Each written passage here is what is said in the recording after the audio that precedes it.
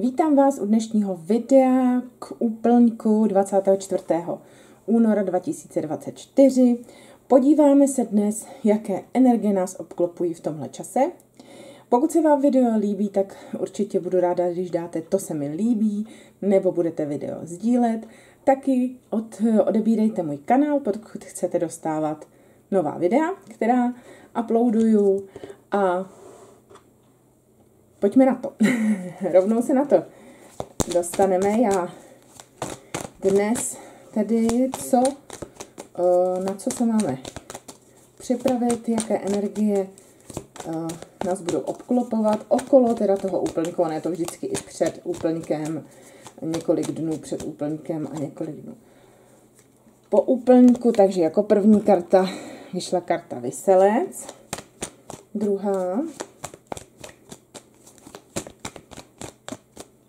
karta, devítka mečů, to je frustrace, vyčerpání, a jako třetí karta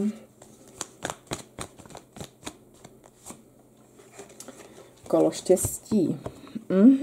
Takže já to tady takhle upravím a podíváme se teda na ty karty. Jako první vyšla karta Vyselec, ta nám říká, že během toho úplňku, jak před úplňkem, tak i po něm, je důležité jakoby se zastavit. Jo, zastavit se, nic nedělat, jen tak být, dokázat vlastně vnímat přírodu takovou, jaká je, vnímat sama sebe, jaká jsem. Zajímavý je tady u té hlavy, ona tam má takový hady, jako by vypadala jako medúza. Vlastně stišit vaše myšlenky. Stišit vaše myšlenky natolik, abyste jimi nebyli pohlceni. Spíš vnímejte svoje tělo a dýchejte, buďte v klidu během tohoto úplňku. Vyselec si je tom opravdu dát si čas ve své podstatě na léčení. Protože devítka mečů je vlastně za první bezesné noci, nějaký trápení, něco, co potřebuje se dořešit, ale v tuhle chvíli mě to budí ze sna. Může to být nějaká frustrace, může to být bolest, může to být prostě něco, co mě jako štve. A opravdu mě to vlastně nutí nemít dobrý spánek, pořád to vlastně řešit, být z toho utrápená, unavená. Jo? A i ten Vyselec mi říká, zastav se, vnímej teda to, co jako potřebuješ dokončit, to, co je nutný vlastně, to, co je nutný vyléčit. Dovol si to vyléčit. Dovol si pláč, dovol si vztek, dovol si prostě cokoliv, co ti pomůže. Co ti pomůže vlastně vyléčit tato tvoje jakoby tu zahlcenou mysl nějakýma myšlenkama, přesvědčeníma, nebo zradu nějakou z minulosti nevyslovenou, nějakýma nevyslovenýma věcma. Něco, co ti prostě tíží, jo. Protože jakmile ty dáš možnost tomu, jako hele dobrý, jako přijímám, je to tak, jak to je, a nechávám sebou projít všechny ty emoce, prostě, jo.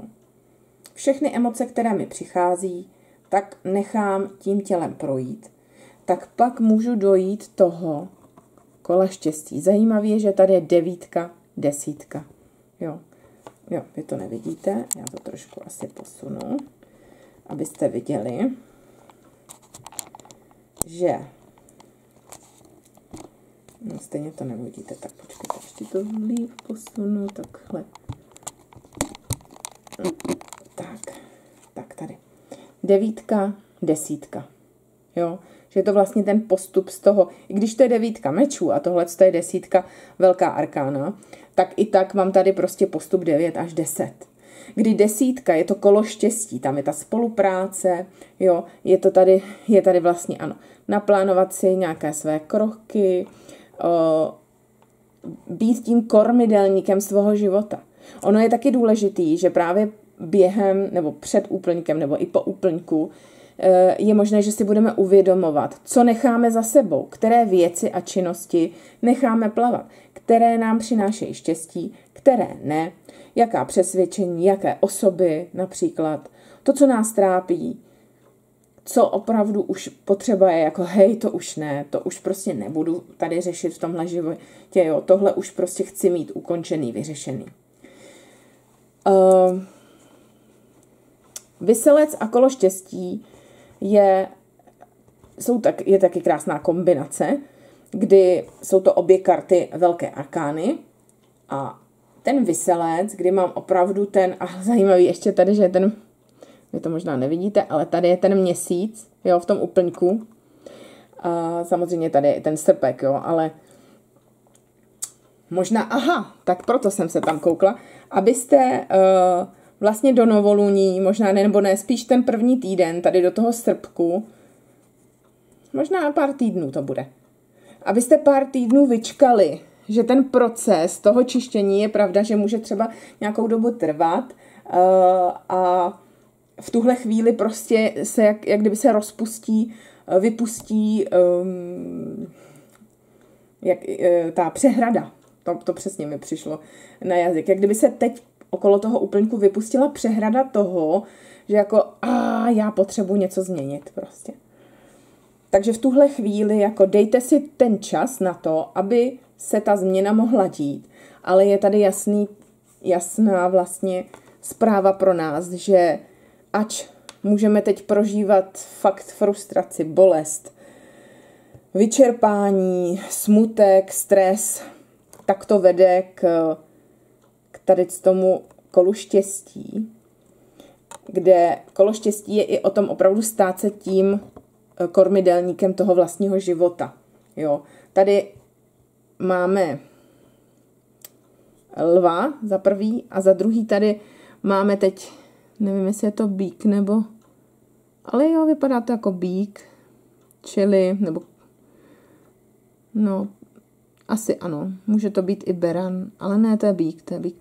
Takže prostě jako uzemnit se a vládnout, jo. Aby vám to dodalo tu svobodu toho ptáka tady. Jo, i ta spolupráce je tady vidět, jo, že nemusíš být na všechno sama v tuhle chvíli. Neboj se požádat ostatní o pomoc, jo, ať už čímkoliv.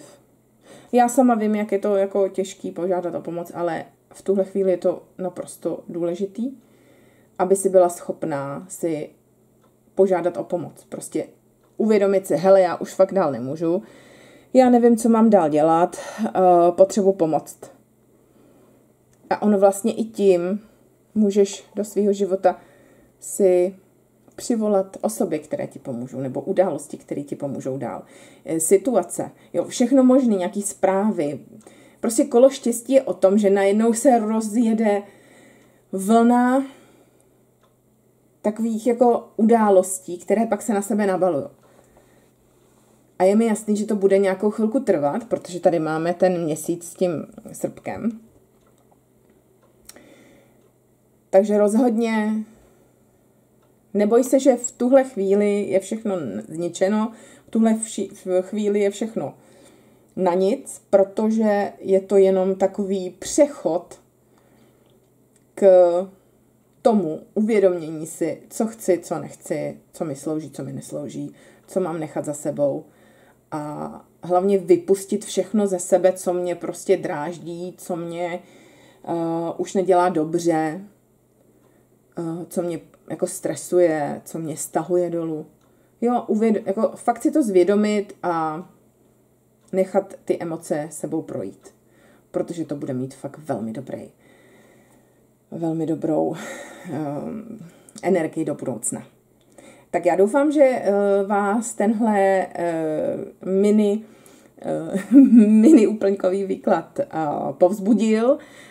Musím říct, že já to prožívám úplně stejně, že úplně stejně se mi dějou tyhle věci jako vám, že já nejsem jako vynechaná a jakoby, že nemám v tomhle, jako nejsem v tom jinak než vy, takže úplně vím, o čem mluvím a buďte rádi, že se dějou tyhle věci. Ono jsou to takový jako fakt jakoby překročení, i když třeba někdy to může být bolestný nebo náročný, tak vězte, že tyhle ty chvíle opravdu mají velkou sílu potom.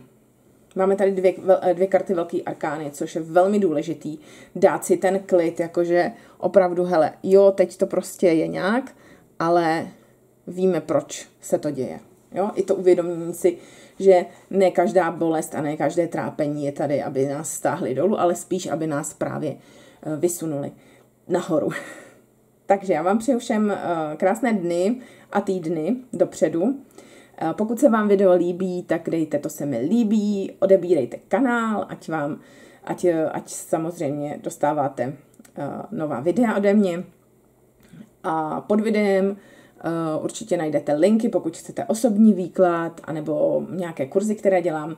Připravuju teď kurz o tarotu, kde se budeme učit pomocí tarotu, jak se stát vlastně jako díky tomu tarotu hrdinkami svého osudu, ale to je ještě v takové pracovní verzi, takže o tom se dozvíte později. Každopádně mějte se krásně a sílu a klid. Dejte sobě péči a klid.